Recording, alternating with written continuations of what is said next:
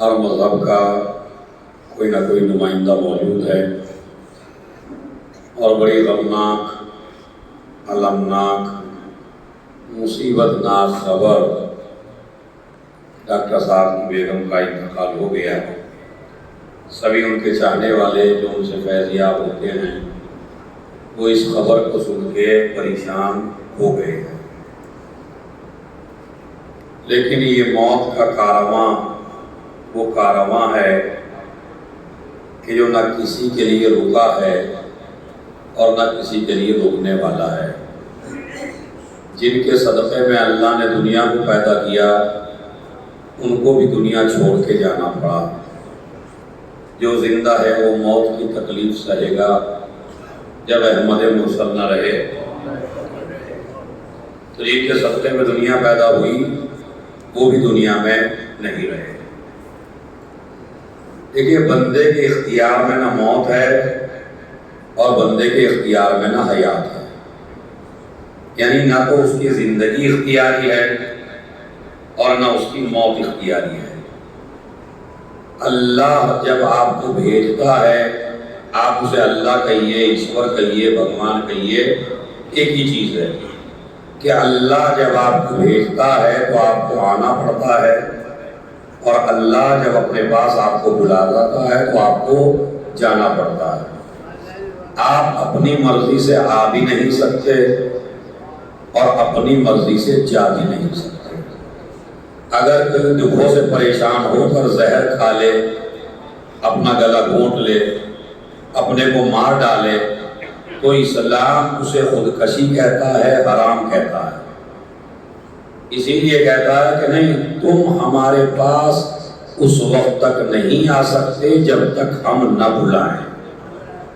آپ کو مرنے کا بھی اختیار نہیں ہے، نہ آپ کو پیدا ہونے کا اختیار ہے، نہ آپ کو مرنے کا اختیار ہے۔ اور یہاں سے اب ذرا مجلس کو آپ تھوڑا سا توجہ سے سماعت فرمائیں، صلوات پڑھیں محمد علیہ وسلم۔ کچھ باتیں ہیں جو آرام سے مجھے کرنی ہے اور آرام سے آپ کو سننی ہے اس کو۔ تو موت کا کارواں کسی کے لیے آج تک رکا نہیں ہے، لیکن یہ جو موت ہے یہ نقص کا نام نہیں ہے، موت فنا کا نام نہیں ہے، موت بقا کا نام ہے۔ اسی لیے ہمارے اردو زبان میں ایک لفظ استعمال ہوتا ہے، انتقال، یعنی فلاں صاحب کا انتقال ہو گیا۔ تو انتقال کا مطلب کیا ہوتا ہے؟ پہلے ایک جگہ پہ تھے، اب دوسری جگہ پہ چلے گئے۔ جگہ بدلنے کو موت کہتے ہیں۔ ایسے موت نہیں ہے کہ فنا ہو گیا یا اب ختم ہو گیا یا اب آپ کا اس سے کوئی رابطہ نہیں رہا، کیونکہ جب بیوی مر جاتی ہے شوہر تڑپتا ہے، شوہر مر جائے بیوی تڑپتی ہے، ماں باپ مر جائیں بچے تڑپتے ہیں۔ اور سوال یہی ہوتا ہے کہ مولانا صاحب کیا بس وہ چلے گئے، اب ہمارا ان کا کوئی علاقہ نہیں ہے، ہمارا ان کا کوئی تعلق نہیں ہے، ہم ان کے لیے کچھ نہیں کر سکتے، ان سے ہماری ملاقات ہوگی یا نہیں ہوگی، ہم مل پائیں گے یا نہیں مل پائیں گے؟ یہ ایسے سوالات ہیں جن کے جوابات مجھے اسی تقریر میں دینے ہیں۔ ایک صلوات اور پڑھیں محمد علیہ۔ سنیے، تھوڑا سا عجیب سی مجلس ہے۔ پہلا مسئلہ تو یہ ہے کہ موت آپ کے اختیار میں، یہ ٹوٹل ہے، موت آپ کے اختیار میں نہیں۔ تو جب آپ کے اختیار میں نہیں ہے، اللہ کے اختیار میں ہے، پیدا بھی کرنا اور آپ کو مارنا بھی۔ لیکن موت کا اچھی بنانا اور موت کو برا بنانا یہ اللہ کے اختیار میں نہیں ہے۔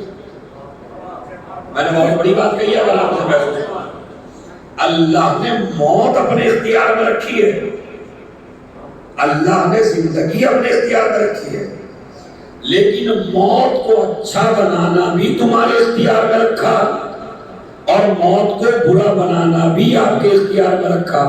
اب اچھی کیسے ہوگی؟ دو لفظوں میں سن لیجیے۔ اگر دنیا میں انسانوں پر ظلم کر کے مرو گے تو موت سب سے بھیانک ہوگی، اور اگر دنیا میں انسانوں کے کام آ کے مرو گے تو اسلام کہتا ہے مرا نہیں ہے، زندہ ہے۔ آپ دیکھ رہے ہیں، تو اس کا مطلب ہے موت کا اچھا بنانا یا موت کا برا بنانا بندے کے اختیار میں ہے، اللہ کے اختیار میں۔ ایک بڑھیا تھی، وہ یہ کہتی تھی، میں جنازہ دیکھ کے بتاتی ہوں، یہ سورگ میں گیا ہے یا نرک میں گیا ہے، یہ جنت میں گیا یا جہنم میں گیا، یہ اچھی جگہ گیا یا بری جگہ گیا، یہ اچھا آدمی تھا یا برا آدمی تھا۔ تو ان سے کہا تمہارے پاس کون سا پیمانہ ہے؟ کہا جب اس انسان کا جنازہ اٹھے، اگر لوگ اسے اچھائی سے یاد کریں تو اس کا مطلب ہے یہ جنت کا آدمی تھا، اور اگر مرنے کے بعد لوگ گالیاں دے رہے ہیں تو سمجھ لیجیے یہ بہت برا آدمی تھا۔ صلوات بھیج محمد اللہ۔ ایک صلوات اور پڑھے محمد اللہ۔ تو یہ آپ کو سوچنا ہے کہ ہم کو جانا ہے اللہ کی۔ اچھا کوئی رکے گا نہیں میاں، کبھی آپ یہ سمجھیں ہم دولت مند ہیں تو علاج کرا کے باقی رہ لیں گے۔ ڈاکٹر ہو، انجینئر ہو، ہارٹ کا اسپیشلسٹ ہو، جس نے کئی لوگوں کو زندگی دی ہو چاہے وہ ہو، مگر موت اپنا شکنجہ جب کستی ہے تو کوئی اس سے بچنے والا، تو آپ کے اختیار میں بچنا تو ہے نہیں، مگر آپ کے اختیار میں ہے جب مریں تو اچھی موت پائیں۔ اچھی کب پائیں گے؟ میں نے خلاصہ کر دیا، اگر دنیا میں بندوں کو سزا کے مرو گے تو بہت بھیانک موت ہوگی، اگر کسی کے کام آ کے مرو گے تو اللہ کہتا مرا نہیں ہے، یہ زندہ ہے۔ اگر آپ نے ایک درخت لگا دیا، اسلام کہتا ہے درخت لگا دیا اگر آپ نے، اور بندگان خدا اس درخت کے سائے میں بھی بیٹھتے ہیں اور پھل بھی کھاتے ہیں، تو اس کا مطلب ہے یہ آدمی اس درخت کے ذریعے زندہ ہے۔ اگر آپ نے ایک ہاسپٹل بنا دیا اور ہاسپٹل سے مریض صحیح ہو کے جا رہے ہیں تو اس کا مطلب یہ آپ اس ہاسپٹل کے ذریعے زندہ ہیں۔ اسی طریقے سے اگر آپ نے مثلاً ایک کالج کھول دیا، بچوں کے لیے تعلیم کا انتظام کر دیا، تو جب تک تعلیم ہوتی رہے گی آپ کی زندگی کا اعلان ہوتا رہے گا۔ تو ابھی وہ کام ایسے کر کے جائیے، کرم ایسے کر کے جائیے، اچھی اچھی باتیں کر کے جائیے کہ لوگ تمہیں لعنت سے یاد نہ کریں، لوگ تمہیں اچھائی سے یاد کریں۔ اسی لیے امیر المومنین علی ابن ابی طالب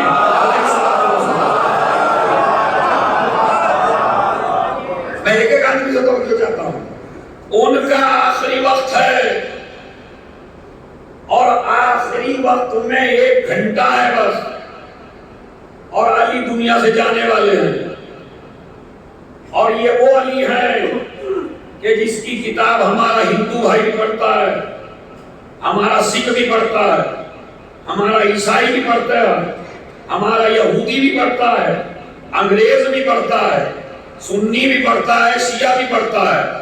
نہج البلاغہ ایسی کتاب نہیں ہے جسے مذہب شیعہ پڑھے، اس لیے کہ شیعوں کے لیے نہیں لکھی گئی ہے، انسانیت کے لیے لکھی گئی ہے۔ اب جو انسان ہوگا، جو علی کو فالو کرے گا، وہ اس سے فائدہ اٹھاتا چلا جائے گا۔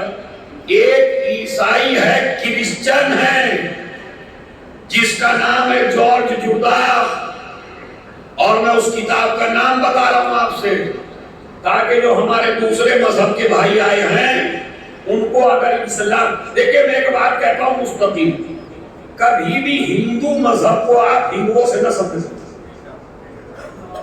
کبھی بھی سکھ مذہب کو آپ سکھوں سے نہ سمجھیں، کبھی بھی آپ اسلام کو مسلمانوں سے نہ سمجھیں،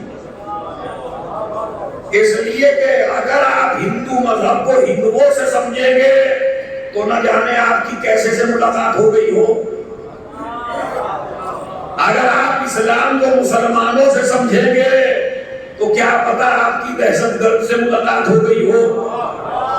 تو اگر اسلام کو سمجھنا ہے تو یا علی سے سمجھیے یا قرآن سے سمجھیے.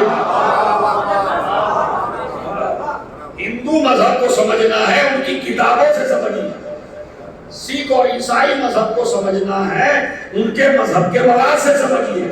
آج ہماری سب سے بڑی غلطی ایک ہی ہو رہی ہے اور وہ یہ ہو رہی ہے کہ ہم کسی بھی مذہب کے لوگوں سے مل کے اس مذہب کو بدنام کر دیتے ہیں. اما جب یہ ایسے ہیں تو ان کا مذہب بھی ایسا ہوگا. یہ غلط طریقہ ہے. اسلام سمجھنا ہے تو علی پڑھو, اسلام سمجھنا ہے تو حسن پڑھو, اسلام سمجھنا ہے تو حسین پڑھو. حسین پڑھو گے تو قوت حق پیدا ہوگی,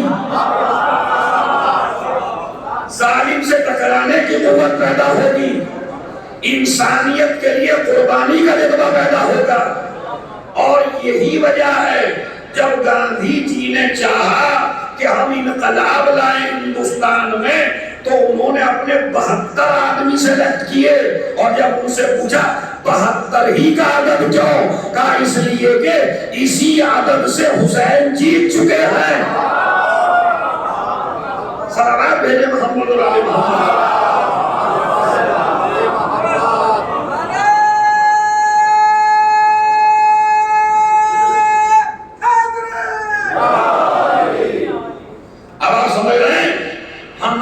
سب سے بڑی ہر مذہب کے لوگوں کی مسٹیک ہے کہ ہم اس کے ماننے والوں سے مذہب سمجھتے ہیں.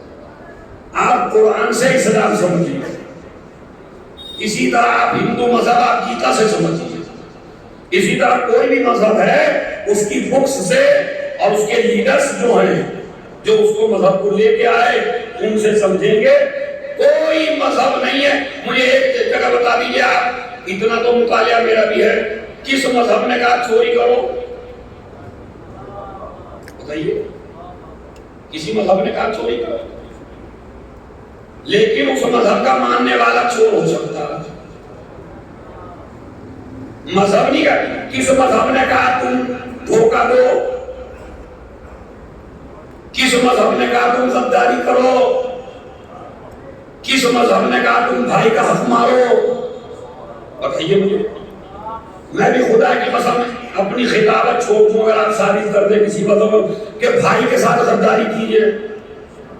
اسی لیے ہماری مجلسوں میں اور ہمارے جلوسوں میں علم کی نشانی اسی لیے رکھی تھی اللہ نے اور آل محمد کے چاہنے والوں نے اور علماء نے. ورنہ ہم زیارت تعزیے کی بھی کرتے ہیں, ہم زیارت جھولے کی بھی کرتے ہیں, ہم زیارت تابوت کی بھی کرتے ہیں, لیکن ہمارے ہر جلوس میں نہ تعزیہ ہوتا, نہ گہوارہ ہوتا, نہ تابوت ہوتا, مگر کوئی جلوس ایسا نہیں ہے جس میں علم نہ ہو. ہر جلوس میں علم ہے. آپ نے سمجھا ہی نہیں ہے عزاداری کے مقصد کو. اس کا مقصد یہ ہے کہ ایک وفادار کا علم ہے تاکہ بھائیوں میں وفادار پیدا ہو, غدار پیدا. صلوات بھیجے محمد علیہ. مجھے بتائیے سوچ کے, آپ تو ماشاءاللہ اپنے اپنے مذہب کی کریم بیٹھے ہوئے ہیں یہاں, آپ مجھے ثابت کر دیجئے کس مذہب نے کہا بھائی کا حق مارو, کس مذہب نے کہا جھوٹا وعدہ کرو؟ ہے بھائی اسلام کو یہ کہتا ہے کہ اپنی فیملی سے بھی وعدہ کر تو پورا کرو. بالکل سادے کاغذ کی طرح ہیں. اگر ان سے وعدہ خلافی کرے گا تو یہ خیانت کار بنیں گے. بتائیے کس مذہب میں؟ اور اگر آپ نہیں بتا سکتے تو اس کا مطلب یہ ہے کہ مذہب جھوٹ بولنے کو نہیں کہتا.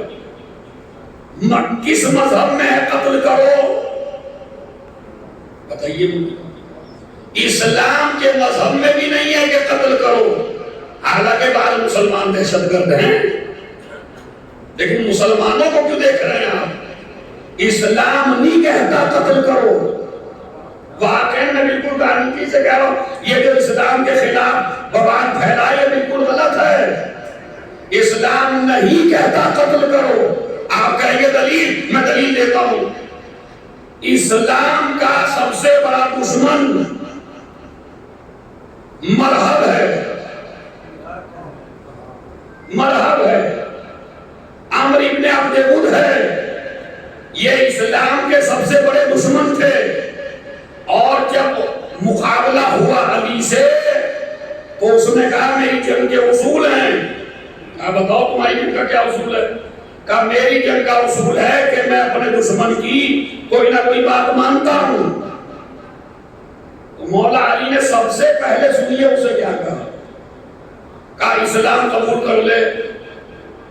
کہا نہیں کریں گے۔ کہا بھی واپس چلے جاؤ۔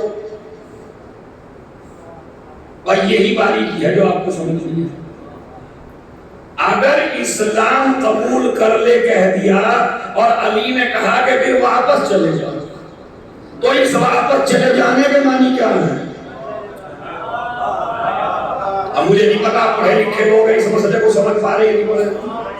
بھائی ہونا یہ چاہیے تھا کہ اسلام قبول کر، اور اسلام نہیں کرتا تو ہم تیرا گلا کاٹے۔ اسلام قبول کرنے کا یہ ممکن نہیں ہے کہ واپس چلا جا، ہماری تیرے سے کوئی لڑائی نہیں ہے، ہماری تیرے سے کوئی جنگ نہیں ہے، جا واپس جا اپنے بیوی بچوں میں رہ۔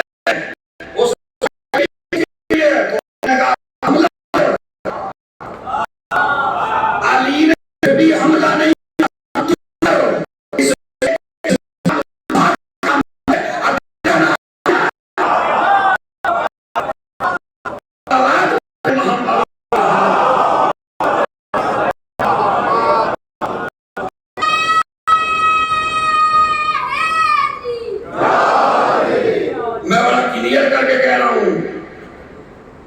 اسلام میں دفاع ہے، اٹیک نہیں ہے، اور جو مسلمان اٹیک کرتے ہیں وہ مسلمان نہیں ہے۔ اٹیک نہیں۔ اسلام یہ نہیں ہے کہ کسی کا گلا کاٹ ڈالو، اسلام یہ نہیں ہے کسی کو قتل کر ڈالو، اسلام یہ نہیں ہے کسی کے بچوں کو یتیم کر ڈالو، یہ اسلام نہیں ہے۔ اور یہ جو اسلام آپ کو پہنچایا جا رہا ہے یہ صحیح اسلام نہیں ہے۔ آپ کو اس لیے کہ میں آج ایک کنفیوژن دور کر دوں اپنے اس مجمع کا، دو طریقے کے اسلام دنیا میں ہیں، ایک بنی امیہ کا اسلام ہے اور ایک اہل بیت کا اسلام ہے۔ بنی امیہ کے اسلام کو نہ پڑھو، اہل بیت کے اسلام کو پڑھو۔ اب اہل بیت کے اسلام میں کتنی گنجائش ہے وہ میں آپ کو بتاتا ہوں۔ دیکھیں کتنی گنجائش ہے اسلام کے اہل بیت میں۔ علی نے کہا واپس چلا جا، ہماری طریقے کوئی دشمنی نہیں ہے۔ یہاں بھی انسانیت کا خیال ہے۔ اور اس کے بعد دوسری جگہ دیکھیے، کرسچن ہے، عیسائی مسلمان نہیں ہے، مسلمانوں کا دشمن ہے، اور علی جا رہے ہیں ایک راستے سے اور وہ دونوں آپس میں مل بیٹھے ایک سواری میں، سمجھ رہا؟ اسے کہیں اور جانا ہے، علی کو کہیں اور جانا ہے۔ اس نے کہا مجھے جانا ہے مثلاً دوسری جگہ، علی نے کہا مجھے جانا ہے کوفہ۔ اب جب تک ساتھ رہا، جب ایک راستہ ادھر کو گیا ایک راستہ ادھر کو گیا، تو علی ابن ابی طالب اس کے پیچھے پیچھے چلے۔ اس نے کہا میاں آپ راستہ تو نہیں بھول گئے؟ کہا نہیں راستہ نہیں بھولا ہوں، جس مذہب کو مانتا ہوں اس مذہب کا اصول یہ ہے کہ اگر تمہارے ساتھ کچھ لمحے کے لیے کوئی مسافر بھی رہ جائے تو اس کا بھی حق ہے کہ جب اسے رخصت کرو تو 40 قدم چل کے کرو۔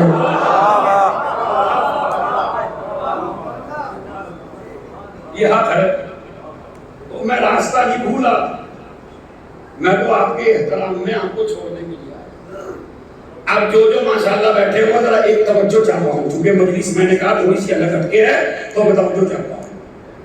اس نے کہا علی اپنا ہاتھ بڑھائیے، میں اسلام قبول کرنا چاہتا ہوں۔ ارے مولا نے کہا آپ جس مذہب پہ ہیں اسی مذہب پہ صحیح ہیں، اسلام کی جو قبول کرنا چاہتے ہیں۔ کہا علی نہ جانے میں نے تو اسلام کے خلاف کیا کیا سنا تھا، مگر جس مذہب میں تھوڑی دیر اتنا بڑا حق ہو تو اس مذہب کے اندر داخل ہو جائیں گے تو کتنے حقوق ہوں گے. تو اب یہ جو اسلام لایا یہ تلوار کے ذریعے لایا کیا؟ یہ علی کا کردار دیکھ کے اسلام. اور اب میں ان کے آخری لمحات آپ کو سناتا ہوں.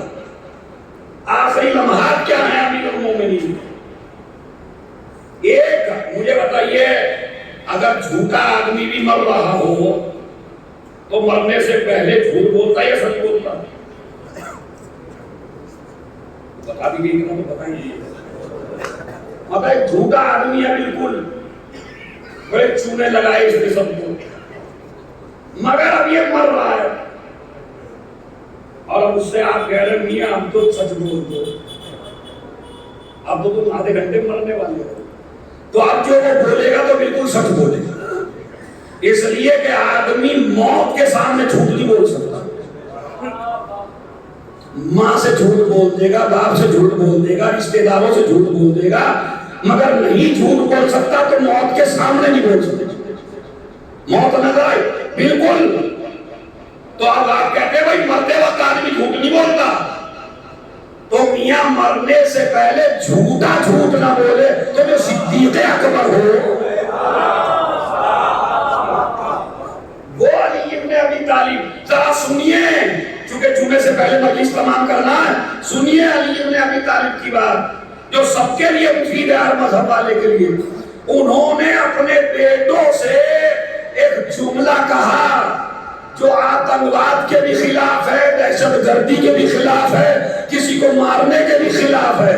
اور یہ آخری وقت ہے علی کا، اور علی ہمارے مذہب کی اساس ہے، علی ہمارے مذہب کی بنیاد ہے، علی اسلام کا سب سے بڑا قائد ہے، علی رسول کا جانشین ہے. جو یہ بتائے گا وہی حقیقی اسلام ہوگا. انہوں نے کہا کونا للظالم خصما وللمظلوم عونا. اے میرے لاڈلے حسن و حسین، ایک وصیت میری یاد رکھنا، ہر ظالم کے دشمن بن کے رہنا، ہر مظلوم کے مددگار بن کے رہنا. صلوات بھیجتے ہیں.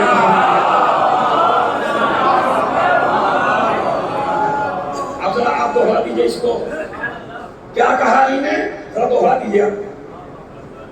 ہر ظالم کے، یہ میرے کئی مذہب کے لوگ بیٹھے ہیں، میں اب دعویٰ کر رہا ہوں آپ کے سامنے، نہج البلاغہ انگریزی میں بھی موجود ہے، آپ سرچ کر کے دیکھ سکتے ہیں. کونا للظالم خصما، ہر ظالم کے، ہر ظالم کا مطلب سمجھتے ہیں آپ؟ ہم یہ ہے علی کا کیریکٹر. اب مسلمان کا کیریکٹر سناؤں آپ کو. مسلمان کا کیریکٹر ہے کہ ظالم کے دشمن بن کے رہو، لیکن اپنے خاندان کا ظالم ہو تو چپ ہو جاؤ. دوسرے کا بیٹا ہو تو مار ڈالو، اپنا بیٹا ہو تو بڑھیا سا وکیل کرو، سفارش کرو، خاندان خاندان کا ساتھ دے گا، رشتہ دار کا ساتھ دے گا. ظالم کا جینا حرام کر دو، ظالم کے خلاف ہیں ہم، لیکن ہمارا رشتہ دار ظالم ہے تو ظالم کے خلاف نہیں ہے. اگر ہمارا دشمن ظالم ہے پھر سارا دین یاد ہے ہمیں، پھر قرآن کی آیتیں بھی یاد ہیں ہمیں، پھر ہم بڑے مولوی ملا بھی ہیں، ارے مارو، ارے پھانسی دلوا دو. اور چچا کے بیٹے نے ظلم کیا، اپنے بیٹے نے ظلم کیا تو سفارش کے لیے نکل آئے. علی نے یہ نہیں کہا، دیکھ لیجیے نبی بتا، ہر ظالم کے دشمن بنو مگر شیعہ ظالم ہو تو چھوڑ دو، ہر ظالم کے دشمن بنو سنی ظالم ہو تو چھوڑ دو، ہر ظالم کے دشمن. علی نے کسی کے لیے نہیں کہا. علی نے کیا کہا؟ حقیقی اسلام یہ ہے ہر ظالم کے دشمن بنو، ظالم چاہے تیرا باپ ہو،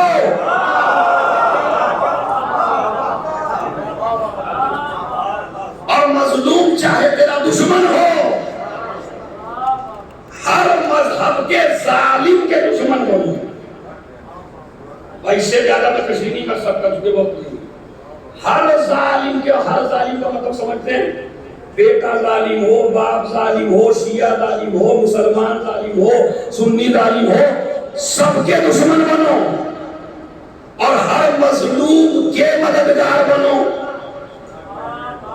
ہر مظلوم کا یعنی مدد کرتے وقت یہ نہ دیکھو اس کا مذہب کیا ہے. میں توجہ چاہتا ہوں ایک آدمی سے مدد. مثلا ایک فقیر آپ کے دروازے پہ آیا تو یہ نہ سوچنا کہ یہ شیعہ ہے یا سنی ہے یا مسلمان ہے، یہ ضرورت مند ہے. یہ بس ایک جملہ ہے، اس میں آپ کی ذہانت کا امتحان بھی ہے. مذہب بعد میں بنا ہے، انسانیت پہلے بنی ہے. انسانیت کا خیال رکھتے، مذہب کا خیال نہیں کہا اسلام نے کہیں بھی. ہمارے یہاں کوئی شرط ایسی نہیں ہے کہ فقیر ہو تو مسلمان ہو تو دے دو. ہندو فقیر ہو، سکھ فقیر ہو، عیسائی فقیر ہو، کسی بھی مذہب کا ہو، اگر اس کے پاس نہیں ہے کھانے پینے کو تو آپ اسے دو. مظلوم اگر کوئی بھی ہے تو اس کا ساتھ دو. مثلا میں اپنے مذہب کا چھوٹا سا لیڈر سا ہوں گے، لیڈر بھی کہنا تو غلط ہے، ایک اسٹوڈنٹ ہوں اور آپ کے لیے مجلس پڑھتا ہوں. میں ظالم ہوں اور ہمارا ایک ہندو بھائی پڑوس میں رہتا ہے، وہ مظلوم ہے، تو آپ کو کس کا ساتھ دینا چاہیے؟ مظلوم کا. یہ ہے کربلا. بس یہاں لے آنا تھا مجھے آپ کو. کربلا کا میسج یہی ہے کہ کربلا کسی مذہب کے لیے نہیں لڑی گئی ہے، انسانیت کے لیے لڑی گئی ہے. اسی لیے جوش نے کیا کہا، ذرا سب مل کے پڑھیں گے. انسان کو بیدار کو ہو لینے دو. آپ بھی پڑھیے دوسرا مصرع، پہلا پڑھیے. انسان سے کیا مطلب؟ جوش اتنا بڑا شاعر تھا، کہتا شیعوں کو بیدار تو ہونے دو، کہتا سنیوں کو بیدار تو ہو لینے دو، ان ماتم داروں کو بیدار تو ہو لینے دو. جوش بھی حقیقت سمجھ گیا تھا. اس نے کہا تھا حسینیت کا تعلق مذہب سے نہیں ہے، انسانیت سے. اسی لیے حسین، سکھوں میں حسین ہے، یہودیوں میں حسین ہے، عیسائیوں میں حسین ہے، ہندوؤں میں حسین ہے. بتائیے ہے یا نہیں ہے؟ اور میں ایک جملہ کہہ کے اپنی تقریر کو سمیٹتا ہوں. ہمارے ہندو بھائیوں کی ہسٹری میں ایک واقعہ ملتا ہے، اس واقعے کو سنیے اور اس کا جواب میں آپ کو دے رہا ہوں کہ جوش نے کیوں کہا انسان کو بیدار تو ہو لینے دو. حسینیت کا تعلق انسانیت سے ہے، کسی مذہب سے. یہ شیعوں کا گمان ہے کہ حسین ہمارے ہیں. اب میں بتاؤں کیسے ہے. اگر ہمارا ہندو بھائی حق پہ ہو اور شیعہ ظالم ہو تو حسین ہندو کے ساتھ ہیں، شیعہ کے ساتھ نہیں، مسلمان کے ساتھ نہیں. اسی لیے تو ہے انسان کو بیدار تو ہو لینے دو، ہر قوم پکارے گی. اب میں آپ سے سوال کروں، یہ ہر قوم حسین کا احترام کر کیوں رہی ہے بھائی؟ بلا وجہ تو کوئی کسی مذہب کے قائد کا احترام نہیں کرتا. کیا دیکھا حسین میں انہوں نے؟ اب میں وہ بتاؤں کیا دیکھا. مجھے سوال کا جواب دیجئے، انشاءاللہ مجلس کا بڑا پیغام ہے. تمہاری نظر میں تمہارے گھر میں سب سے قیمتی کون ہے؟ اور بولی کرو، جس سے آپ سب سے زیادہ پیار کرتے ہو. نہیں سمجھ، بیگم کا نہیں یہ دیکھ رہا. اس طرح کہوں جو آپ سے سب سے زیادہ محبت کرتی ہو، بولیے ماشاءاللہ. ماں، والد کو بھی چھوڑ دیجیے ابھی. ماں سب سے قیمتی ہر مذہب میں ہے ماں، اور اس مسئلے میں سارے مذہب ایک ہیں. کوئی مذہب اس میں الگ نہیں ہے کہ ماں سے بڑی کوئی قیمتی چیز نہیں ہے. اسی لیے ہمارے دوسرے مذہب کے لوگ ماں کے قدم چومتے ہیں. چومتے یا نہیں چومتے؟ مسلمان نہیں ہے وہ، مگر ماں کے قدموں کے ہاتھ لگاتے ہیں. اسلام بھی یہی کہتا ہے کہ الجنت تحت اقدام الامہات، جنت ماں کے قدم کے نیچے ہے. سورگ ہے ماں کے نیچے، قدم کے نیچے. چلیے وہ بوسہ دے دیں. یہ طے ہو گیا نا کہ اسلام میں اور ہر مذہب میں سب سے قیمتی کون سی چیز ہے؟ دو سے بولیے. ادھر والے بھی ماں. ماں سے قیمتی کوئی چیز. آج میں آپ کو اصل پردہ اٹھاتا ہوں کہ دنیا یزید کی دشمن کیوں ہے اور حسین سے محبت کیوں ہے. اصل وجہ بتا رہا ہوں میں. یزید کے یہاں وہ جائز تھا جو کسی مذہب میں جائز نہیں تھا. یزید یہ کہتا تھا جو جگہ بیوی کی ہے وہی جگہ سوتیلی ماں کی ہے. جس طرح بیوی کے ساتھ لیٹنا جائز ہے، اسی طریقے سے سوتیلی ماں کے ساتھ لیٹنا جائز ہے. اب سمجھے دنیا حسین کو کیوں مانتی ہے؟ اس لیے کہ حسین نے ہر مذہب کی ماں کو بچا لیا.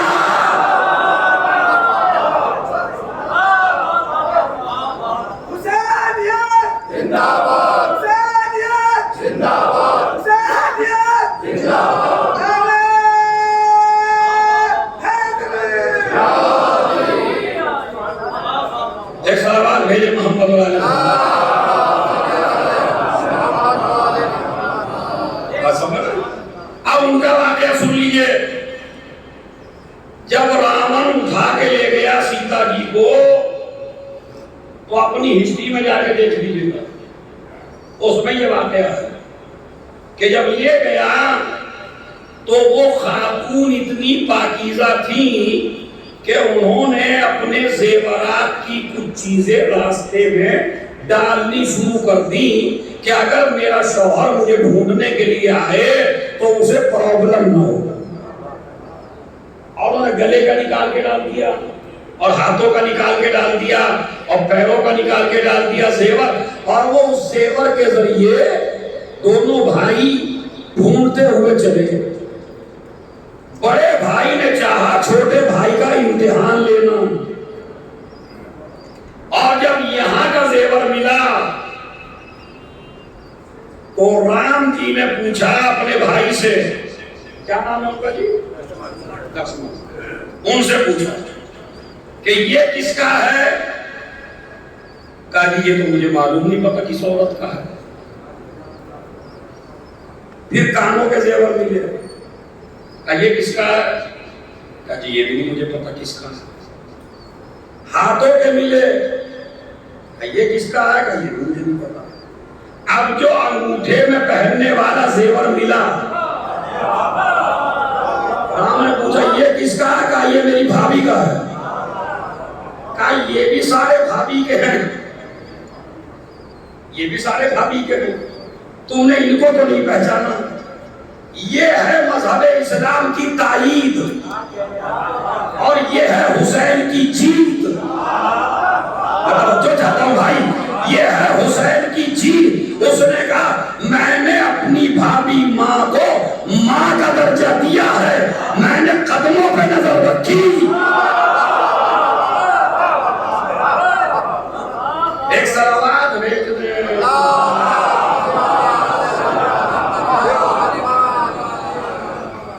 میں نے کسی اور شے پہ نظر نہیں. یہ جو ماؤں کا احترام ہے یہ ہے مذہب اسلام اور یہ ہے حسین کی جیت. اب اس کے علاوہ سنیے، کونا للظالم خصمن، ہر ظالم کے دشمن بن کے رہنا اور ہر مظلوم کے مددگار بننا. یہ ہے علی کا قول.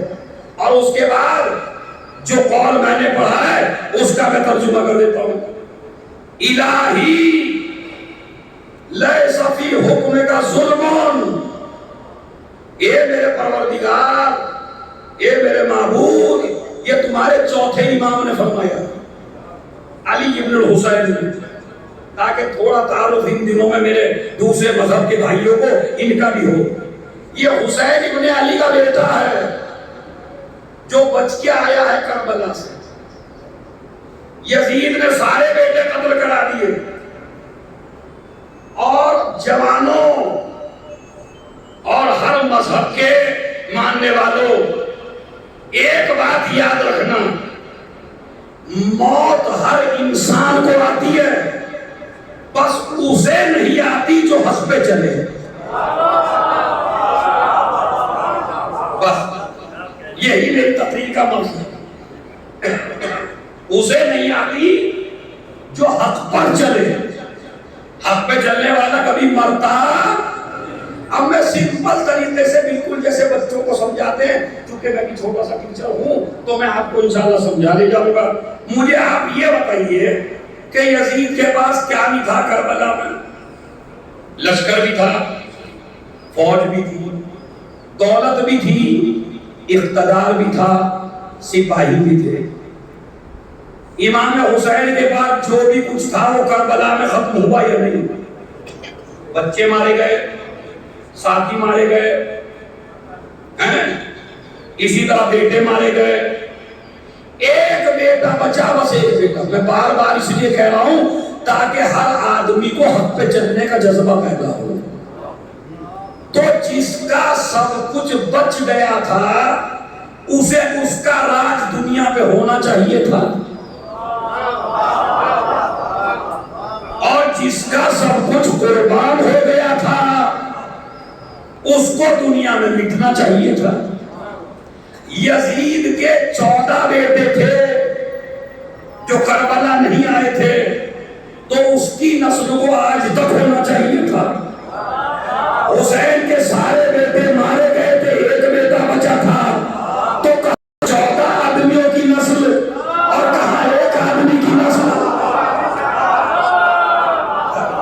ایک سلام پڑھے محمد سنیے بھائی، بہت توجہ سے سنیے یہ بات کہ اس کے پورا لشکر، پورا اقتدار، پوری فوج، اور ادھر ایک بیٹا ایک بہن، اور یہ بھی اسیر. مجھے آپ ذرا سوچ کے بتائیے نسل کس کی زیادہ ہونی چاہیے؟ بھائی یزید کے تو 14 تھے جن کا کام ہی پیدا کرنا تھا، تو اس کے زیادہ ہونے چاہیے یا نہیں؟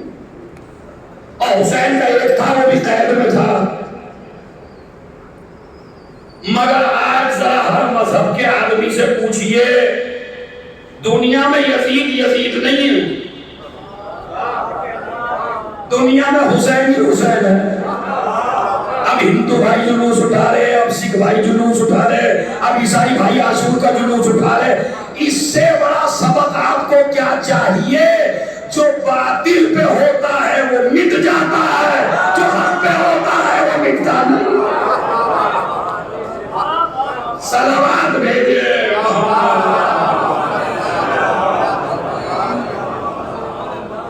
حسین کے ایک بیٹے سے آج بھی نسل باقی ہے. اچھا کسی بھی مذہب کے آدمی سے پوچھئے تمہارا یزید سے رابطہ ہے؟ نہیں. یزید تمہارا رشتہ دار ہے؟ کسی بھی مذہب سے پوچھئے ایک تو جھوٹے مارے گا، کہا ملعون تو ہوگا یزید، کہے گا نہیں کہے گا. یہ ہر آدمی میں بیداری آخر کیوں ہے؟ اما آپ تو اپنی بات کرتے ہیں. یزید کا بیٹا جب تخت کے اوپر بیٹھا یزید کے مرنے کے بعد، تو اس نے منبر پہ جا کے کہا کہ اے مسلمانوں، مجھے زبردستی بٹھایا گیا ہے، میں اس تخت پہ نہیں بیٹھنا چاہتا، چونکہ میرا دادا بھی غاصب تھا، میرا باپ بھی غاصب تھا. یہ ہے مسئلہ، یہ تاریخ ہے. تو حق والے کبھی مٹتے، حق پہ چل کے آدمی برباد نہیں ہوتا، مٹتا. کیوں؟ الہی اسی بیٹے نے کہا دربار یزید میں، الہی لیس فی حکم کا ظلمون. پالنے والے تیرے کسی بھی فیصلے میں ظلم نہیں ہے. ذرا مجھے ہندو بھائی بتائیں، سکھ بھائی بیٹھے ہمارے بھائی، ایشور کے کسی فیصلے میں ظلم ہوتا ہے جی؟ اللہ کے، ایشور کے، بھگوان کے جو بھی نام سے آپ یاد کریں، حالانکہ آپ کو گندی سیاست چل رہی، اللہ بھی بانٹ ڈالے، اللہ کو بھی بانٹ دیا. ہم اتنے گندے لوگ ہیں کہ اللہ بھی پارٹی باز بنا دیا ہم نے. ان کا اللہ ہمارا بھگوان، تو ایک ہی ہے. یہ بانٹو گے کیا؟ اللہ کہیے، بھگوان کہیے، ایشور کہیے، کسی بھی نام سے یاد کریے، اس لیے کہ جو بھی پیار سے نام لیتے وہی ہے وہ. مگر ہم نے ہندو مسلمان اس کو بھی بانٹ ڈالے. کتنے برے ہیں ہم لوگ کہ جو اللہ کو بھی نہ چھوڑے. مگر اللہ ظالم، زور سے بولیے، ایشور ظالم نہیں. اب یہ زیدی صاحب ہیں، ان کی بیوی کا انتقال ہو گیا، سمجھے؟ تھوڑی دیر کے لیے کہیں نہ کہیں بندہ یہ سوچنے پہ مجبور ہوتا ہے یار یہ میرے ساتھ کچھ غلط تو نہیں ہوا. سوچتا ہے، مائنڈ ہے آدمی کا کہ آدمی پریشانیوں میں جب گھرتا ہے تو یہ سوچتا ہے یار یہ میرے ہی ساتھ کیوں. سب کی بیویاں زندہ ہیں، میرے ساتھ کیوں؟ سب کے بیٹے زندہ ہیں، میرے ساتھ کیوں؟ اسی طرح منجی کے موسم میں بارش نہ ہو تو ان کسانوں کو اللہ ظالم لگنے لگتا. یار کوئی بات ہے، بارش کا موسم ہے، اللہ برسائی نہیں. اناج کا موسم ہو اور گھر پہ اناج آنے والا ہو ایک دن کے بعد اور بارش ہو جائے، یار اب تو اللہ کو بھی نہیں پتا کس وقت برسانا. لگا دیا اجاڑا، کر دیا پریشان ہمیں. تو تھوڑے تھوڑے مصائب اور پریشانی دیکھ کے آدمی یہ سمجھتا ہے کہ اس وقت ہونا چاہیے تھا اور اس وقت نہیں ہونا چاہیے تھا. تو بھائی اگر وہ تمہارے اشاروں پہ چلے گا تو تمہارا بندہ ہو جائے گا نا. پھر وہ ایشور کہاں رہا، پھر وہ بھگوان کہاں رہا. تو اپنے نقصان کو نہ دیکھ، اس بارش سے کتنوں کا فائدہ ہو رہا ہے. اور اگر تو اس لیے تنگ ہے، میرا جملہ میں نے ابھی تک آپ سے بولنے کو نہیں کہا پوری مجلس میں، کہا سنجیدگی سے سنو، مگر اس پہ میں چپ رہنے کی اجازت بھی نہیں دیتا. مجھے کوئی ایسا دن بتائیے، تمہاری فصل ہوئی ہو یا نہ ہوئی ہو، مگر وہ دن بتاؤ جس دن اللہ نے بھوکا سلایا ہو. اور تم تو اپنے دانے کو خاک میں ڈال کے آ گئے تھے، ستا بنا کے اسی نے تو لوٹایا. آپ دانا کہاں ڈال گئے تھے؟ آسمان میں. کہاں بویا تھا آپ نے؟ زمین میں. اور کتنے ہو کے نکلے؟ اس پہ کبھی اللہ کا شکر نہ ادا کیا؟ ایک دانا اور اتنا اناج 2 دھڑی بو کے 100 کوئنٹل کاٹے، اس پہ نہیں جاتی نظر. ارے بارش کیوں؟ امام سجاد کہتے ہیں اللہ ظالم. اگر یہ بات کربلا سے پہلے کہتے تو ہمارے یہ پڑھے لکھے لوگ کہتے ارے بھائی خوشی خوشی دیکھی تھی انہوں نے کوئی پریشانی تو دیکھی نہیں تھی، اس لیے کہہ رہے اللہ ظالم نہیں ہے. اگر امام سجاد کربلا سے پہلے کہتے تو ہم لوگ یہ کہتے کربلا کے واقعے کے بعد کہتے ہیں اللہ ظالم. بہت بڑا پیغام دیا میں نے آپ کو. صلوات بھیج دیں محمد. بس چونکہ نماز جمعہ بھی ہونا ہے، بس 5 منٹ کا مسائل اور یہ جملہ سن لیجیے. کربلا کے واقعے کے بعد کیا کہہ رہے ہیں؟ اللہ ظالم، انسان ظالم ہے. ارے بھائی مجھے نہیں پتا، آپ نے توجہ دی نہیں. اللہ ظالم کیوں کا جواب دے جائیے بس. اللہ ظالم کیوں نہیں ہے؟ خدا کی قسم پوری اگر سائنس بھی آپ پڑھ لیتے اور پورا فلسفہ آپ پڑھ لیتے اور پورے مذہب کی ہسٹریاں آپ پڑھ لیتے تو آپ کو اس کا جواب نہ ملتا. اور اگر دل پہ بات لگ جائے تو ہر آدمی میرے امام کو خراج عقیدت پیش کرے جھک کے. وہ کیا ہے؟ اللہ تیرے کسی بھی فیصلے میں ظلم نہیں ہے. سامنے والے نے کہا کیوں؟ ایک اصول بتایا قیامت تک جسے ہر مذہب کا آدمی مانتا ہے. انما یحتاج الی الظلم الضعیف. اس لیے کہ ظلم ہمیشہ وہ کرتا ہے جو کمزور ہو.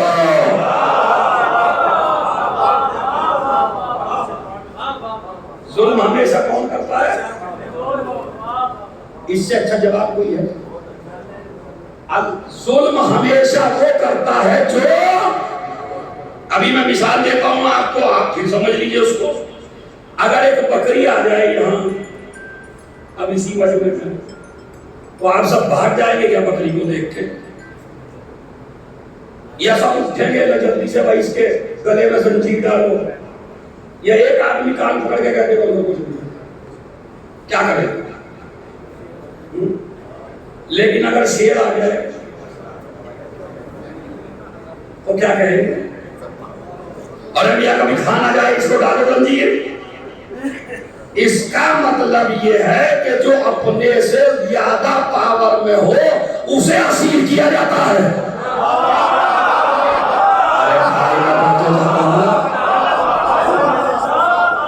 کمزور آدمی کو کبھی آپ قیدی نہیں بناتے.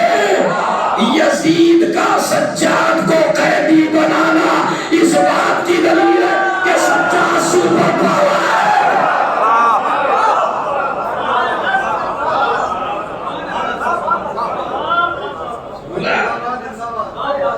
جو طاقتور ہوتا ہے وہ کبھی ظالم نہیں ہوتا.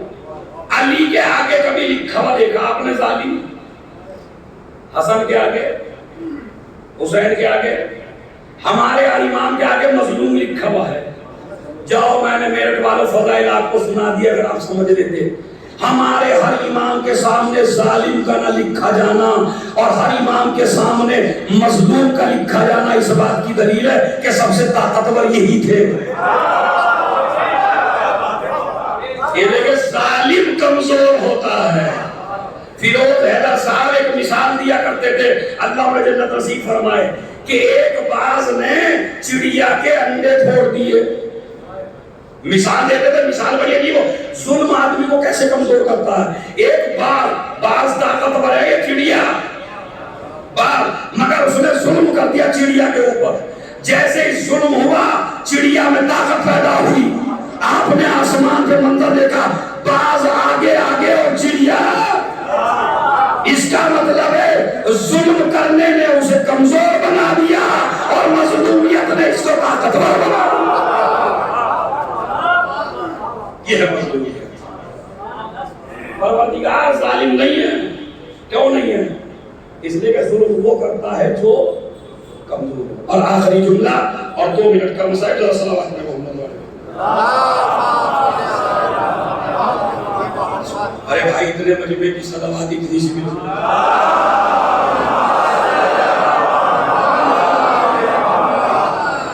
ماشاء اللہ اتنا بڑا مجمع ہے تو ذرا ڈھنگ سے. تو کیا ظلم وہ کرتا ہے جو کمزور ہو. اب دیکھیں ایک جملہ اور ہے نہیں، بس میں آپ لوگوں سے معافی چاہتے ہوئے جملہ سنیے. اللہ عذاب میں جلدی نہیں کرتا. ایشور بھگوان اپنے بندے کو سزا دینے میں جلدی کرتا ہے. ہم جتنے بھی مذہب کے لوگ بیٹھے ہیں سارے بے گناہ ہیں کیا؟ کہتے ستی ساوتری تو ہم جتنے بیٹھے سارے پاک بیٹھے کیا؟ بالکل، کہ جن سے کوئی گناہ ہی نہیں ہوتا. مکار ہم میں، غدار ہم میں، دھوکے باز ہم میں، چونا لگانے والے ایک دوسرے کو ہم میں، کسی کا قبضے میں آ جائے تو اس پہ قبضہ کرنے والے ہم میں سے. اب یہ نہ سمجھیے میں امام باڑے والوں کو کبھی پتہ چلا یہی بیچارے میرے بغاوت شروع کر دیں. ہم کا مطلب یعنی ہم سب انسان ہیں. تو سارے انسانوں میں سارے بے گناہ ہیں کیا؟ آپ ذرا کسی کمپنی کی مخالفت کر کے دکھائیے 3 دن، نکال دے گا نہیں نکال دے گا؟ اپنے ماں باپ ہی کی مخالفت گھر میں کر کے دکھائیے، ماں باپ بھی تنگ آگے نکال دیں گے. جھوٹے ہم میں، مکار ہم میں، ظالم ہم میں، حق مارنے والے ہم میں ہیں. جب ہم سب ہیں، اللہ مگر سزا نہیں دیتا جلدی. ارے میاں اللہ کچھ نہ کرے، تمہاری ہوا روک لے بس. تو ہوا تو اسی کے ہاتھ میں ہے. ابھی کرونا میں کیا ہوا تھا؟ تھوڑا سا آکسیجن کم ہونے لگا تھا بندوں کا، ڈاکٹروں نے آپ کے آکسیجن لگایا، بل بنایا 5-5, 6-6 لاکھ کا. اب آپ کہیں گے تو ہوائی تو ہے. اور جس ڈاکٹر نے بچا لیا اسے سلام بھی کیا. پھر ارے بہت اوپر گئے ڈاکٹر صاحب، آپ نے آکسیجن لگا دیا تھا 6 لاکھ کا، کوئی مسئلہ نہیں مگر تم نے بچا دیا. جو 4 دن کے لیے آکسیجن پیسے میں لگا دے اسے سلام کرتے ہو، اور جس نے فری آکسیجن دیا ہو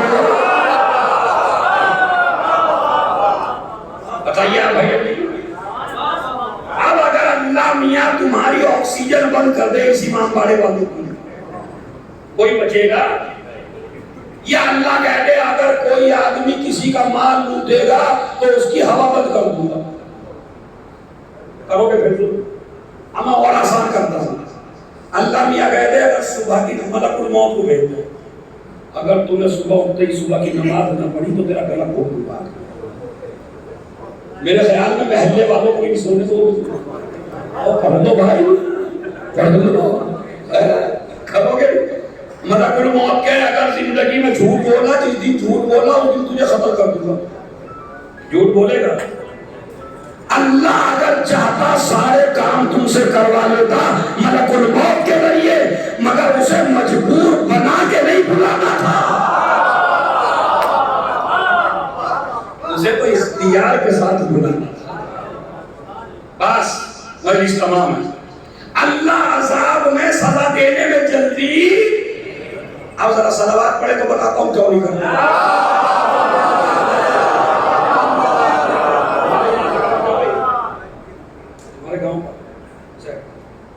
یہ سیف پور کے ہیں. سیف دیکھے جلدی کون کرتا؟ اللہ جلدی کیوں نہیں کرتا؟ سیف پور میں ایک جرم ہوا تو سیف پور کی پولیس پریشان ہو گئی. انہوں نے شکایت کر دی اور جلدی پکڑو کہیں میرٹھ نہ چلا جائے. اور میرٹھ آ گیا تو میرٹھ کی پولیس سے پریشان، جلدی پکڑو کہیں دلی نہ چلا جائے. اب وہ دلی کی پولیس پریشان ہے، جلدی سے پکڑ لو کہیں سرحد پار نہ کر کے چلا جائے. اس لیے کہ دنیا میں ایسے ملک ہیں کہ جو مجرموں کو رہنے کی جگہ ضرور دے دیتے ہیں. ہوتا نہیں ہوتا ایک پڑھائی منسٹر نے ظلم کہیں کیا اپنے ملک میں، جا کے بیٹھ گئے دوسرے ملک میں خوب مزے لے رہے ہیں. ہوتا نہیں ہوتا.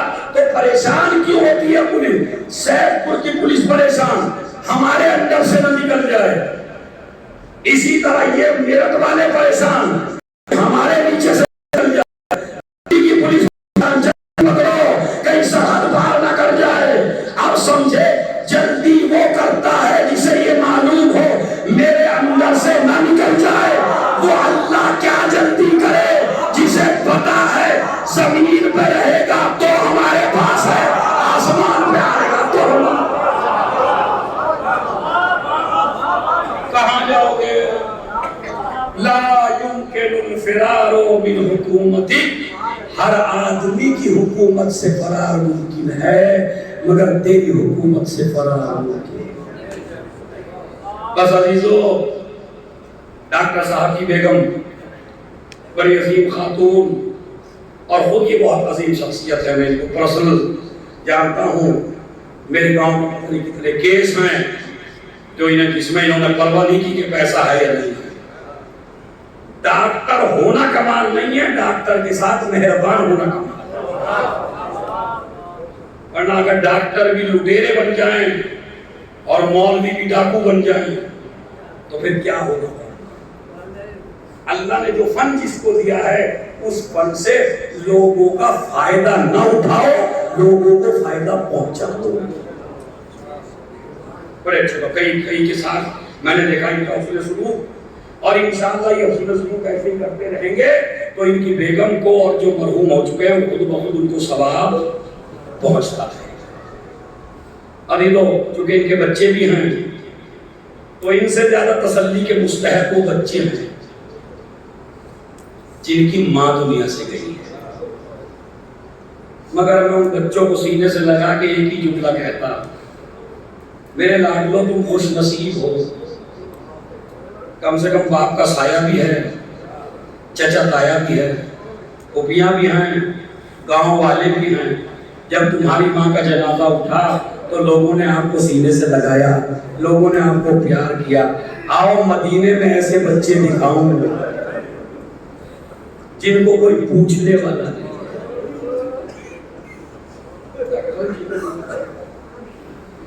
میں تو بس ایک مسائل کی طرف اشارہ کرنا چاہتا ہوں کہ شوہر کے لیے اور بچوں کے لیے سب سے سخت رات پہلی رات ہوتی ہے کہ جب بچوں کو ماں بستر پہ نظر نہیں آتی، اور جب شوہر کو زوجہ وہاں نظر نہیں آتی جہاں وہ رہتی تھی۔ تو اب یہ پوری رات سوتے نہیں ہیں دونوں، یہ اس جگہ کو دیکھ دیکھ کے روتے ہیں۔ بچے کہتے ہیں ہماری ماں یہاں رہتی تھی، شوہر کہتا ہے میری بیوی یہاں رہتی تھی۔ بچے الگ رو رہے ہیں، شوہر الگ رو رہا ہے۔ پریشانی کا موسم ہے نا، سب سے سخت وقت ہے پہلی رات۔ ہوتی ہے نہیں ہوتی ہے؟ اور اس پہلی رات میں زہرا کی وصیت ہے، علی مجھے بھول نہ جانا، میری قبر پہ سورہ یاسین پڑھا۔ مجھے نہیں پتا کتنا گریہ کریں گے، میری قبر پر علی سورہ یاسین پڑھا۔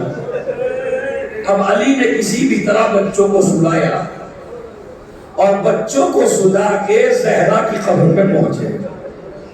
میں ماں کی محبت بتا رہا ہوں بس آپ سے، اور ختم ہے مدینہ۔ ایک ہی منٹ کا مسائل ہے، جمعہ نہ ہوتا تو میں تفصیل سے پڑھتا، لیکن چونکہ جمعے کے لیے وضو بھی کرنا ہے، آپ کو حماد کی بھی کرنی ہے۔ سن لیجئے، ایک منٹ کا مسائل گھنٹوں کے برابر ہے اگر آپ سمجھ گئے۔ بچوں کو سلایا، قبر زہرا پہ پہنچے، قرآن پڑھنا شروع کیا۔ اب جو قرآن پڑھا تو قبر زہرا ہلنے لگی اور قبر سے آواز آئی، ابو الحسن قرآن چھوڑ دو گھر چلے جاؤ۔ اور میں نے مسائل پڑھ دیا، آپ کی سمجھ میں آ گیا۔ ابو الحسن قرآن چھوڑ دو گھر چلے جاؤ۔ علی نے کہا اے زہرا، تم نے مجھے وصیت کی تھی کہ میری قبر پہ سورہ یاسین پڑھا کرنا، اور اب کہتی ہو کہ چلے جاؤ۔ کہا نہیں علی بس اب تو چلے جاؤ، میں کہہ رہی ہوں میری قبر چھوڑ دو چلے جاؤ۔ کہا کیوں؟ کہا ابھی ابھی میری ننھی سی زینب نیند سے بیدار ہو گئی ہے، کبھی تمہارا بستر دیکھتی ہے، کبھی میرا بستر دیکھتی ہے، نہ ماں موجود ہے نہ باپ موجود ہے، کہیں میری بچی کا جگر نہ پھٹ جائے۔ ایک روایت یہ ہے، دوسری روایت یہ ہے میرے حسین کو پیاس لگی ہے، جلدی چلے جاؤ۔ علی آئے، اب جو دروازہ کھولا کیا دیکھا؟ 5 برس کی بچی دروازے پہ کھڑی ہوئی۔ اے بابا، ارے اماں نے تو چھوڑا تھا، آپ نے بھی چھوڑ دیا۔ کہا بیٹی تیری ماں کی قبر پہ گیا تھا، میں کہوں گا بی بی آج زینب حسین کے ساتھ ہے تو علی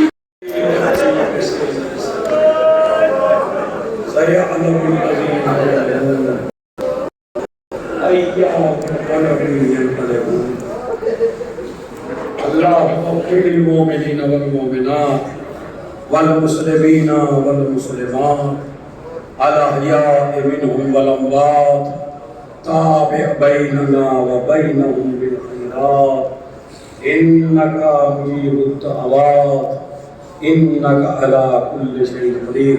ایک مرتبہ سورہ حمد، 3 مرتبہ سورہ قل اللہ کی تلاوت فرما کر شگفتہ زیدی بنت ناصر عباس زیدی کی وہ کوئی ساتھ